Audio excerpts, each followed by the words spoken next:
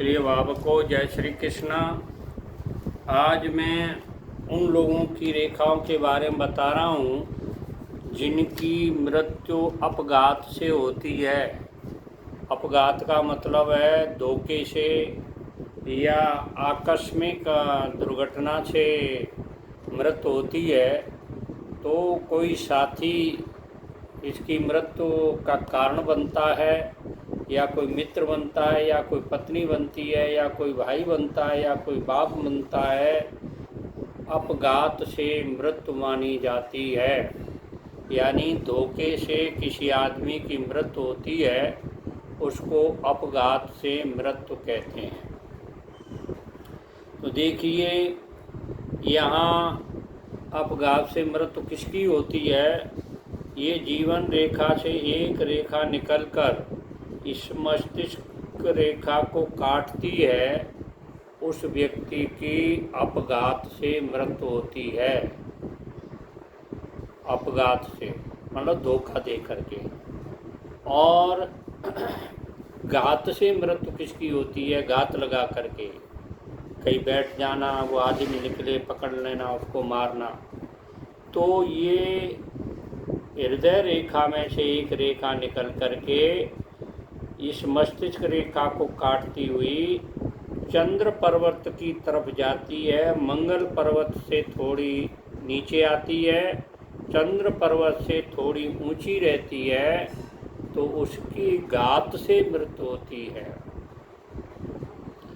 अच्छा, आप देखिए, जो लोग चोर होते हैं, चोरी करने की आदत होती है, उनके हाथ में कैसी रेखा होती है, आप हाथ दे करके पता कर सकते हैं कि जो चोर होते हैं, ये जो छोटी उंगली है, कनिष्का उंगली कहते हैं इसको, या निचले खंड में एक लहरदार रेखा हो, वो व्यक्ति चोरी की आदत से परेशान रहता है, यानी चोरी की आदत उसको होती है। कहीं बैठा होगा तो कुछ उठा के ले जाएगा, मतलब चोरी की आदत हो।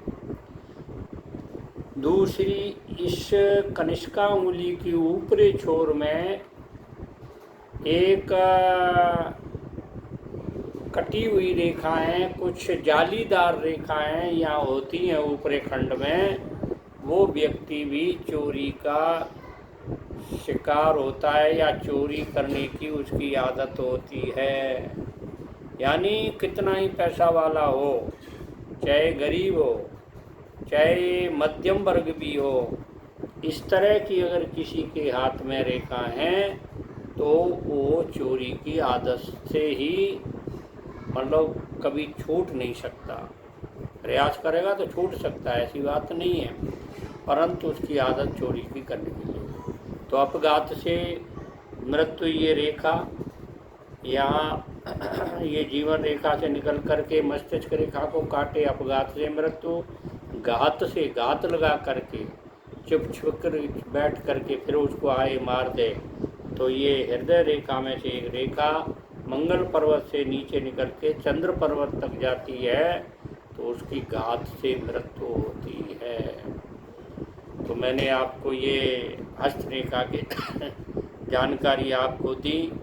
आपको मेरे चैनल को सब्सक्राइब करना है। आप देख रहे हैं, चैनल सब्सक्राइब करते रहें, लाइक करते रहें, शेयर करते रहें।